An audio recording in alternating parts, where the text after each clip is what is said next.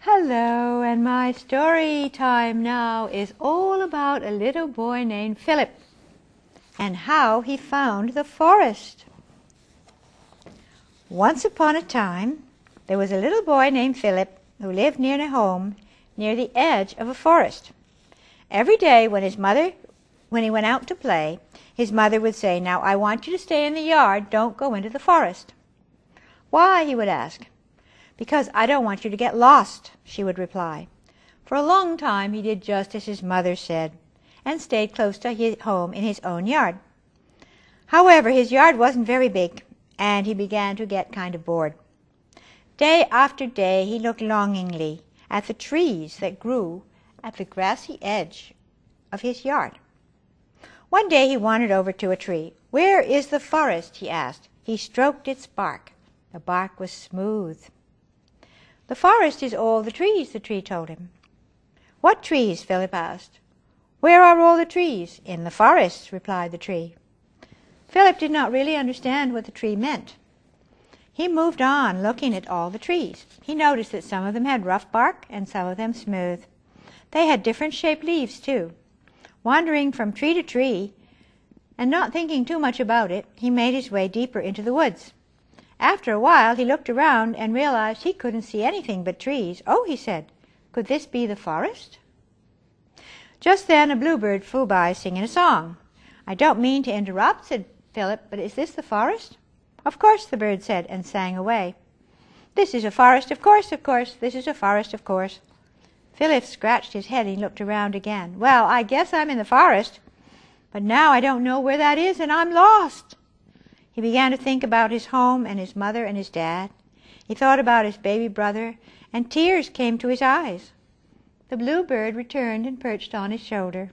"Why is there water coming out of your eyes?" she asked him. "I'm lost," he said, "and I don't know how to get home." The bird looked at him.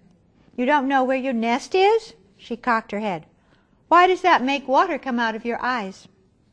"Because I am sad. I am lost, and I want to go home," Philip sobbed. "And where is home?" she asked him. "I live at 12 Marble Street in Tinkertown." "Names don't mean much to me," the bluebird said. "I know my address," Philip said. "That's important." "Yes, well, if you want to be found, you have to know more than your address," she said. "What does your home look like?" Philip thought. "It's white with a gray roof and green shutters." "Lots of houses look like that." "What else?" "It has flowers on the lawn, nice yellow ones, and butterflies in the garden." The bluebird shook her head. "Many houses do. Tell me more." Philip thought hard.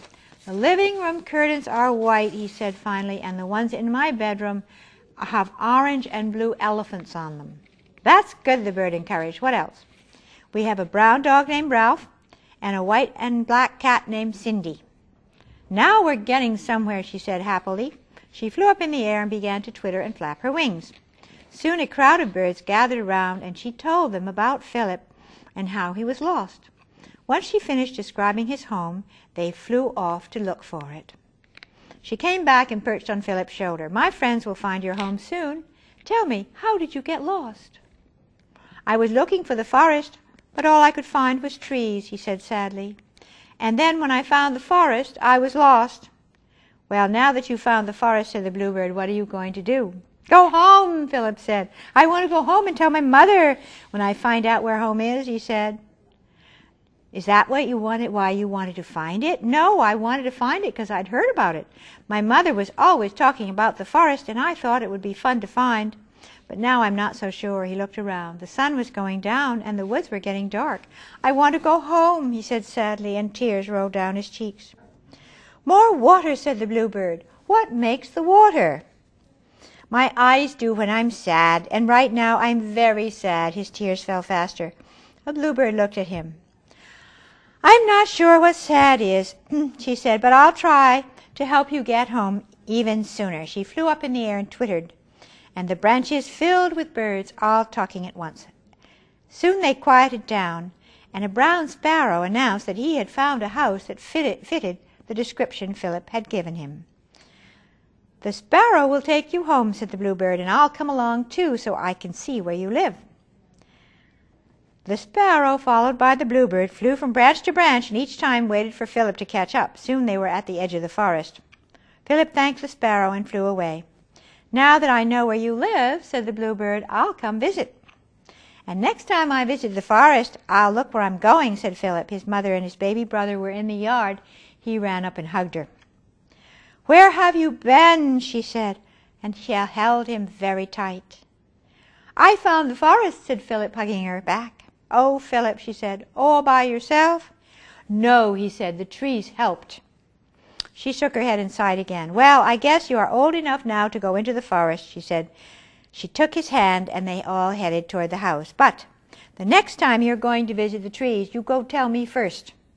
He turned and waved at the bluebird, perched on a branch at the edge of the forest. "I will," he said. "I promise."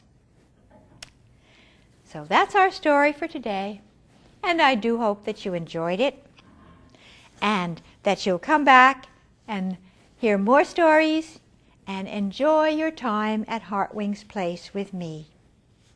So remember, wherever you are and whatever you're doing, there is always someone who loves you.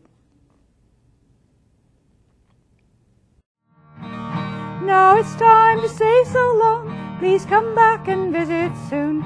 Just remember I love you when you sing this little tune. Heartwings Place is a happy place, a happy place, a happy place. Heartwings Place is a happy place to be. Heartwings Place is a happy place, a happy place, a happy place. Heartwings Place is a happy place to be.